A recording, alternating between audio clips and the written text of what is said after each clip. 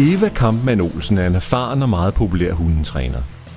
Det gælder lige fra hvalpe til konkurrencehunden. Eva har altid haft schæferhunde og er meget aktiv inden for brugshundesporten. Den røde tråd i hendes måde at træne på er, at den er forankret i positiv forstærkning og brug af klikker som markør for ønsket adfærd. Hun har gennem de mange år som træner og aktiv hundefører praktiseret de mest almindelige træningsmetoder.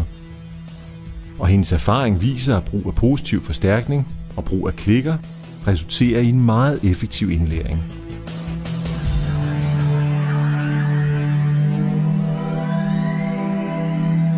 Eva vil her dele ud af sin viden, så endnu flere kan få glæde af en positiv træning.